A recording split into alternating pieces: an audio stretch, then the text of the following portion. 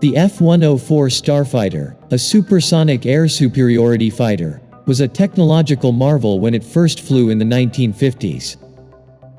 It was armed with a 6-barrel M61 20mm Vulcan cannon and performed the roles of a tactical fighter and a day and night interceptor when coupled with heat-seeking Sidewinder missiles. The first XF-104 made its first flight in 1954, after which the F-104's development started in 1952. It established several records, including the world altitude record of 103,395 feet, set by an F-104C on December 14, 1959, and the world speed record of 1,404.19 miles per hour, made by an F-104A on May 18, 1958. The Starfighter was also the first aircraft to hold the official world records for speed, altitude, and time to climb at the same time. About 301 and 2-seat Starfighters were bought by the U.S. Air Force. The military aid program also saw the construction of 1,700 F-104s in the United States and elsewhere for a number of countries, including Canada, West Germany, Italy, Norway, the Netherlands, Belgium, Denmark, Greece, Turkey, Spain, Taiwan, and Japan. Even though the Starfighter gave these countries a fighter with astounding performance and highly advanced capabilities, the Western European market required a fighter that was efficient and simple to operate.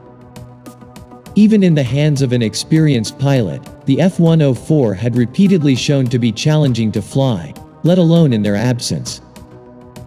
This fact, along with the Starfighter's advancing age, caused Lockheed to present, in 1971, a proposal for a replacement for the F-104 called CL-1200 Lancer, as detailed by Philip Friedel in his book F-104 Starfighter in Action.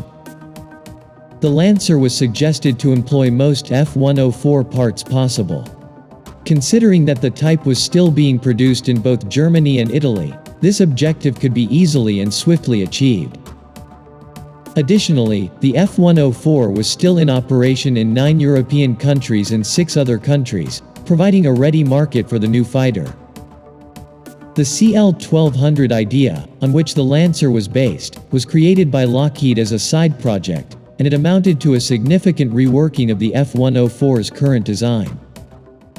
The wing structure was around 53% larger than the Starfighter's, the vertical tail was expanded, high-lift devices, more hardpoints were added to the wings, the intake design was modified, the fuel capacity was significantly increased, and a Pratt & Whitney TF-30P100 engine was installed. Depending on whether the aircraft was to be a single or two-seater, the forward fuselage was to be an F-104S or TF-104G section mounted on a 30-inch fuselage extension. At first, the Lancer project seemed to hold out the promise of a capable light fighter for the 1980s at a price significantly lower than any brand new air superiority aircraft.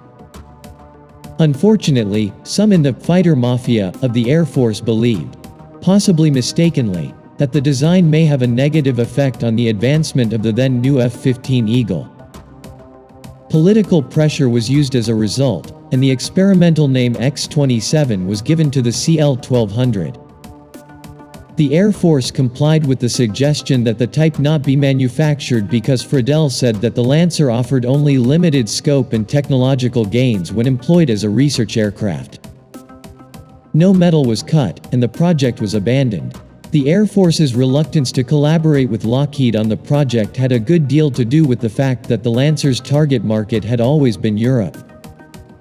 The planned fighter did not provide the quantum leap in technology that would have justified significant American financial commitment, even though it could have theoretically given a high-performance aircraft at significantly lower development costs.